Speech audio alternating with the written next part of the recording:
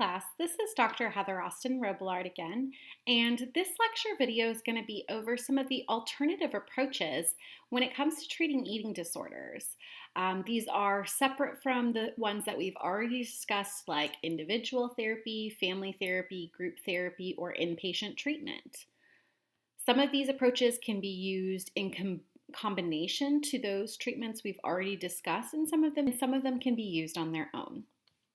There are many unique and different alternative approaches that are receiving attention for their use in treating eating disorders. These services or treatment options are used in conjunction with some of the traditional forms and are empirically validated forms of treatment for eating disorders. The integration of these approaches alongside the traditional approaches is often referred to as integrative medicine.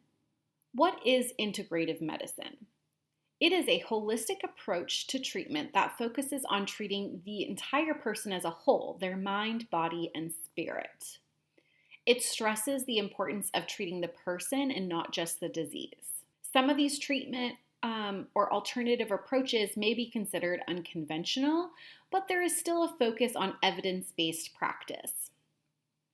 For example, things can include acupuncture, chiropractic care, herbal medicine, biofeedback markers, massage therapy, or dietary supplements. The integrative medicine approach still uses the medical model for treatment. It assumes that the body can self-heal through the use of mind, body, and spirit connection. So what does integrative medicine look like? Well, it can look like many different things. Medical treatment that focuses on risk, detection, and treatment of disease, nutritional therapy that improves the nutritional status of the individual, botanical therapy to reduce the side effects of pharmacological therapy, body movement to help the clients get in touch with their body and physical cues, pharmaceuticals to treat psychological issues, different skills training or using behavioral therapy, complementary or alternative therapies such as energy medicine therapy, massage therapy, etc. One of my favorite alternative approaches is called mindfulness. It is the state of being active, open, and in the present moment. The process of being purposefully aware of your thoughts and feelings without judgment. The non-judgmental stance refers to accepting and acknowledging one's feelings, thoughts, sensations, without labeling them good, bad, healthy, or unhealthy. Mindfulness encourages the individual to live in the moment and not get caught up thinking about the past or the future. With this idea of mindfulness, another alternative approach that has spurred out of this is called mindful eating. Eating until you are full and then feeling guilty about it is not very mindful. Emotionally eating, or eating when you are bored, stressed, or anxious rather than hungry, is not mindful eating. Grazing on food without really tasting it, again, not mindful eating. Or mindlessly munching on snacks while you're zoned out in front of the TV, that is mindless eating. Or eating a meal at the same time each day, whether you're hungry or not. And skipping meals or not paying attention to your hunger signals. These are all mindless eating, which is not where we would want to work from, which is mindful eating. Mindful eating is paying attention to the process of eating, drinking, both inside and outside of the body. It is an awareness of your eating habits, the thoughts, sensations, and emotions that you have towards the food. It is about how you eat and not what you eat. It helps you to recognize your hunger and satiation cues to guide your decisions related to food, rather than focusing on your body image or what your diet says or anything like that. As we know with certain eating disorders, exercise can be used as a form to punish or to compensatory behaviors for overeating or anything like that. Exercise is actually not recommended in the early processes of treatment for eating disorders, but it can be slowly integrated into treatment as the individual progresses. Types of exercise utilized are those that are not typically viewed as being compulsive or obsessive exercises. This includes things like certain types of yoga, group outings like bike rides or skating. The emphasis is placed on being connected with one's body in a positive way and enjoying the activity. It's also important that they may be developing a new skill or improving their general health. However, it's important that this therapeutic exercise is not focused on weight control. Another type of integrative therapeutic approach that has been used widely in several different forms or disorders for mental health includes EMDR. EMDR is eye movement desensitization and reprocessing therapy. It was originally created to work with and treat trauma individual experiences. There is a high association between trauma experiences being self-reported and those with eating disorders. 63% of individuals with anorexia have reported trauma experiences, and 57% of bulimia nervosa individuals estimate that they have had traumatic experiences. In fact, some eating disorder behaviors have been utilized as a way to cope with their traumatic experiences or avoid thinking or feeling of them. EMDR is beneficial because the client does not have to bring up all the details in that trauma in order to heal from it. So we reduce the risk of re-traumatizing them during therapy. EMDR helps to restore those memories in a way that they can recall the event and no longer be associated with painful emotions. Trained EMDR therapists use an object, light board, or their fingers to guide the eyes from left to right several times using a tapping, and tapping is another method that is used. We focus on the feelings during the process, the bodily sensations, and ranking the reactions to the questions. The sessions end with a relaxation technique.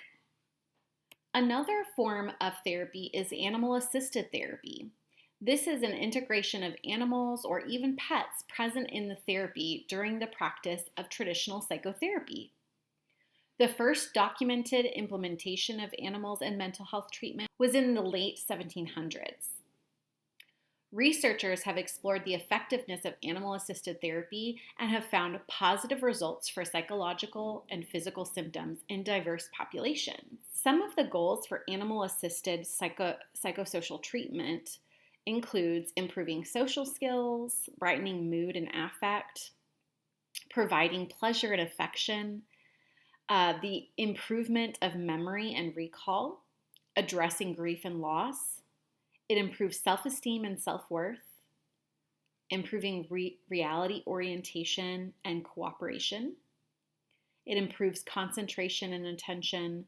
It decreases manipulative behaviors, improves ability to express feelings and emotions, reduces general anxiety and abusive behavior, improves the ability to trust, learns appropriate touch, and improves problem-solving skills. As I mentioned before, using horses as animal-assisted therapy is also called equine-assisted therapy. The horse serves as a catalyst for creating change. A horse handler is used to ensure safety and proper instruction for interactions with the horse. Therapy would use activities associated with horseback riding as replacements for therapeutic interventions. Horses sense human emotion and react to it in the moment, providing immediate feedback to the client about their emotions. Equine activities include selecting a horse, horse grooming, mounted work, walking and trotting the horse, lunging, and equine games. Horses can elicit a range of emotions and behaviors that can be used in therapy to gain awareness and personal growth of the individual. When it comes to using equine-assisted therapy for eating disorder, the benefits include that it focuses on both the mind and body connection and a relational process. The physical touch of interacting with horses creates a relational connection for the client. The interaction of riding, training, and grooming the horse builds this relationship between the client and the horse. The therapist will also observe these interactions that the client makes with the horse and share with the client in a non-judgmental way their observations or ask questions about the observations of their interaction. Another common approach that has become increasingly available is telemental health treatment options. Telemedicine or e-therapy is becoming more prominent in our world today. It includes interactive video sessions, telephone-based sessions, and even email and texting based. It allows the clients to receive treatment remotely. It gives clients the access to competent therapists with experience in treating eating disorder all over the world. It may promote clients to utilize therapy who normally would refrain from going for a number of different reasons, like lack of accessibility or fears of going out in public or discomfort. Some of the creative alternative approaches, like art therapy, are also used with eating disorders. Art therapy is a form of expressive therapy that uses the creative process of making art to improve the person's physical, mental, and emotional well-being. The art can include media, images, and creative art process, and the patient-client response to the created art. The professional helps client to express their inner process through art expression, painting, drawing, sculpting. During this process, the client discusses their reflections of their work as well as the work of others. The professional can observe the client's development, personality, interests, concerns, and conflicts by their engagement in the art process. Here are some artwork from specific eating disorder individuals. Another expressive therapy is theater or drama therapy. In psychodrama therapy, clients enact scenes from their lives, dreams, and fantasies in an effort to express unexpressed feelings. It also helps them gain new insights and practice new and more satisfying behaviors. It provides an avenue for clients to share their stories. Through storytelling, clients may express feelings or even solve problems that can achieve catharsis for them. Interpersonal relationship skills are also developed in this context, and clients can explore differing roles and find a role that is more in line with their desired self rather than their eating disorder. Another expressive form of therapy is music therapy. Music is used as a means of communication and expression. The aim of therapy is to help individuals develop relationships and address issues that they may not be able to express in traditional talk therapy. Sessions can use active music making, music listening, and discussion. Music therapists assess emotional well-being, physical health, social functioning, and communication abilities, and cognitive skills through musical responses. The design of music sessions for individuals and groups are based on the client's needs using music improvisation, receptive music listening, songwriting, lyric discussion, music imagery, music performance, and learning through music. They participate in interdisciplinary and treatment planning and ongoing evaluation and follow-up during this music therapy approach. Music therapy interventions provide opportunities for individuals to explore personal feelings and therapeutic issues such as self-esteem or personal insight.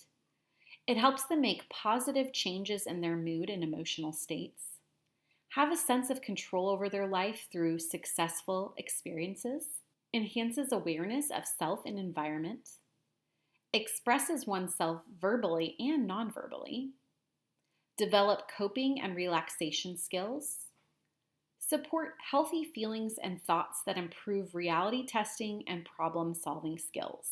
It also allows them to interact socially with others, develop independence and decision-making skills, or improve concentration or attention span. It helps them adopt positive forms of behavior and resolve conflicts, leading to stronger family and peer relationships. While there are many other types of alternative approaches, those were just the few that I was able to express in this lecture video. However, there are several more that are coming about every day that include evidence-based reasons for why they help individuals with eating disorders.